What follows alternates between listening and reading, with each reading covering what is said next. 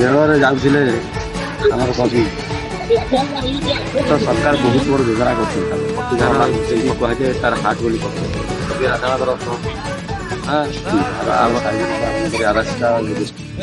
ତ ଗାଇସ୍ ଦେଖିପାରୁଛୁ ଆମେ ବର୍ତ୍ତମାନ ଅଛୁ ଚିଲିକାରେ। ଆଉ ସେପଟ ସାମ୍ନାରେ ଅଛନ୍ତି ଆମର ହରିଶ୍ଚନ୍ଦ୍ର ସାମଲ ଆଉ ପପୁ ସିଂ ତ୍ରିପାଠୀ। କିଛି ସନ୍ଦେଶ ପଚାରିବା ଆମର ହରିବାବୁ କେମିତି ଲାଗୁଛି ଏପଟେ ଚିଲିକା ଆସିକି ଆପଣଙ୍କୁ କେମିତି ଲାଗୁଛି ଟିକେ ବାର୍ତ୍ତା ଦେବେ। କବି ରାଧାନାଥ ରଥ ଆମର ମହାନ ମହାନ କବି ଲେଖା ହେଇଥିଲା ବାବୁରେ। ଆଚ୍ଛା ଚିଲିକା ଅତି ଓଡ଼ିଶାର ଯଦି କୁହାଯାଏ ତାର ହାର୍ଟ ବୋଲି କୁହାଯାଏ। ଆଚ୍ଛା ମାନେ ଚିଲିକା ଏମିତି ଗୋଟେ ହ୍ରଦ ଯାଇକି ବିଶ୍ୱରେ ମିଳିବା ଭାରି ପସନ୍ଦ ଆଉ ଦେଖିବା ପାଇଁ ଦୂର ବିଦେଶୀ ପର୍ଯ୍ୟଟକ ମାନେ ବିଶେଷ କରି ଯେତିକି ପକ୍ଷୀ ଭାରତର Siberia Alaska Russia China Kazakhstan ପାକିସ୍ତାନରୁ ବହୁତ ଆଡ଼କୁ ମାନେ ପକ୍ଷୀମାନେ ଆସିଥାନ୍ତି ଆଉ ଶୀତ ଦିନରେ ବହୁତ ସମାଗମ ଅଛି। ସେଥିପାଇଁ ଏଠି ମାନେ ପକ୍ଷୀର ସମାଗମ କରିବା ପାଇଁ ଭାରତ ସରକାର ବହୁତ ବଡ଼ ଯୋଜନା କରୁଛନ୍ତି। ପକ୍ଷୀ ଗଣନା ହେଉଛି, ପକ୍ଷୀମାନଙ୍କ ପାଇଁ ଅପରାଧ ଯୋଜନା ହେଉଛି, ପକ୍ଷୀ ଦେଖିବା ପାଇଁ ଦେଶ ଦେଶାନ୍ତରୁ କେତେ ପକ୍ଷୀ ଆସୁଛି। ତେଣୁ ଚିଲିକା ଏକ ଏତେ ଅପୂର୍ବର ଭଣ୍ଡାର।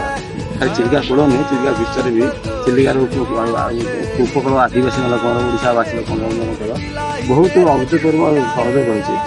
ଚିଲିକା ଏକ ବିଶିଷ୍ଟ ଜିନିଷ କହିବାକୁ ଗଲେ ଯେ ଜଗନ୍ନାଥଙ୍କର ଅତି ଖାସ୍ ପାଖରେ ଥିବାରୁ ଏହାକୁ ଆହୁରି ସୌନ୍ଦର୍ଯ୍ୟମଣ୍ଡିତ କରିଥାଏ। ତେଣୁ ଏଠି ଚିଲିକା ଉପରେ କହିବାକୁ ଗଲେ ଆଜ୍ଞା କ'ଣ କହିବି, ବହୁତ ବଡ଼ ଲେଖକ। ତ ଆଚ୍ଛା ଠିକ୍ ଅଛି, ତ ମୁଁ ଆପଣଙ୍କୁ ପ୍ରତିଜ୍ଞା ନେବା ପାଇଁ ଚାହିଁବି ଦି ଧାଡ଼ି କବିତା ଆଲୋଚନା କରିବେ। କବିତା କ'ଣ କହିବି ଭାଇ, ରେଳରେ ଯାଉଥିଲେ ଆମର କବି ରୋଲିଂ ଚଲ। ହଁ କ'ଣ କୁହନ୍ତୁ କବିତା ବିଷୟରେ କିଛି କୁହନ୍ତୁ। ଚିଲିକା ବିଷୟରେ ବହୁତ ଗୁଡ଼ିଏ କବି ବହୁତ ପ୍ରକାର ଲେଖିଛନ୍ତି, କିନ୍ତୁ ଆମର ବିଶିଷ୍ଟ ଲେଖା ଯେଉଁଟାକି ଅତି ସାହିତ୍ୟ ଏକାଡେମୀ ପୁରସ୍କାର ପାଇଥିଲା ସେଇ ମାନେ ଲେଖିବାଟା ଯେ ଚିଲିକାକୁ ଥରେ କେବେ ବି ତା ଦର୍ଶନ କରି ଆସିପାରିନଥିଲେ। ସେଇ ସମୟରେ ଇଂରେଜମାନେ ତାଙ୍କୁ ଜେଲରୁ ନେଇଯାଉଥିଲେ, ଚିଲିକାରେ ମାନେ ରେଳରେ ବସି ଯାଉଥିଲେ। ଚିଲିକା ଝରକାରେ ଦେଖି ସେ ଚିଲିକା ଉପରେ ବହୁତ ଗୁଡ଼ିଏ କବିତା ଲେଖିଥିଲେ। କିଛି ଅଛି କବିତା ମନେ ଅଛି ଆପଣଙ୍କର କିଛି କହିବେ କବିତା ବିଷୟରେ? ଗୋଟେ କବିତା ହେଇଯାଉ। ଯେତେ କହିବି ମୋର ତ ଆଉ ଭାଷା ନାହିଁ ସେଇ ଭିତରେ। ଆମେ ସବୁ ମାନେ ଚିଲିକା ଚିଲିକା ଚିଲିକା ଆଚ୍ଛା ଆଉ ଏବେ ବି ତା ଚିଲିକାର ସଂସ୍କୃତି ନେଇ ବହୁତ ଗୁଡ଼ିଏ ଫିଲ୍ମ ଆମର ଧାରାବାହିକ ଏବଂ ରିଲ୍ସ ପିଲାମାନେ ଆଜିକାଲି ଡେଟ୍ରେ ସଭ୍ୟତା କରୁଛନ୍ତି। ଚିଲିକା ବୁକିଂ କରୁଛନ୍ତି, ଚିଙ୍ଗୁଡ଼ି ମାଛ ଦେଖିବା ଚିଙ୍ଗୁଡ଼ି ମାଛ ଦେଖିବା ପାଇଁ ଦ୍ୱାରା ଏବଂ ସମସ୍ୟା ମଧ୍ୟରେ ସରକାର ଗୋଟେ ଚିନ୍ତା କରିଥିଲେ ଚିଙ୍ଗୁଡ଼ି ଧରାକୁ ନେଇକି। ଚିଲିକା ଚିଲିକା ଭଳିଆ ରହିଛି, ଆପଣ କେବେ ଆସନ୍ତୁ।